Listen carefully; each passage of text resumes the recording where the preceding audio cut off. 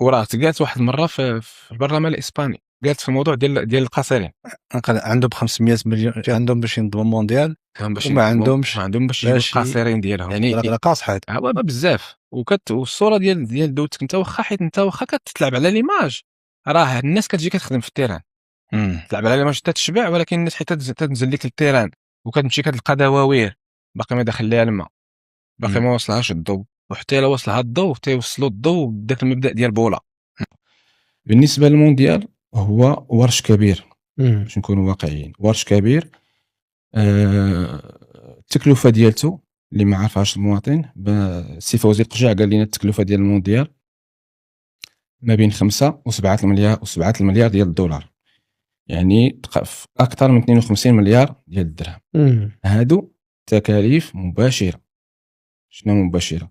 فيها الملاعب، فيها البنيه التحتيه الرياضيه، فيها الطرق التي تصل بين الملاعب، فيها تكاليف الامن وتغطيه المصاريف الى اخره. ولكن كاينين مصاريف غير مباشره. بحالاش هذه المصاريف غير مباشره؟ واحد المؤسسه ديال فيتش اللي هي مؤسسه ديال التصنيف الائتماني قالت لنا انها كتقدر ب 100 مليار ديال الدولار، 1000 مليار ديال الدرهم. تجاري الابحاث مؤسسه تابعه للتجاري وفا بنك قدرتها ما بين 100 و 170 مليار ديال الدرهم. هادشي كلشي راه ارقام يقدروا يرجعوا لها الناس ديال شنو فيها هاد الارقام هادو؟ فيها انك كتعيد تهيكل الاقتصاد كامل باش يتماشى مع المونديال.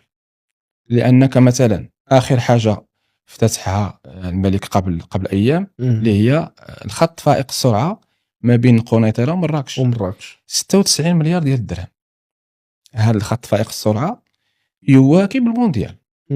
يعني المونديال هو اللي فرض عليك انك تسرع الانجاز ديال هذا الخط. فيها حوايج اخرين، مثلا مضاعفه خطوط الناقل الوطني اللي هو الخطوط الملكيه المغربيه من 50 طائره ل 150 طائره من هنا ل 2034. بشحال باش غيتضاعفوا؟ 25 مليار دولار، 250 مليار ديال الدرهم من 50 طائره ل 150 طائره.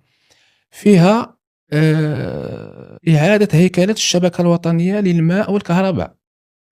تعلن قبل أيام ورش ب 220 مليار درهم، فيها 70% ديال القطاع الخاص و30% ديال الدولة.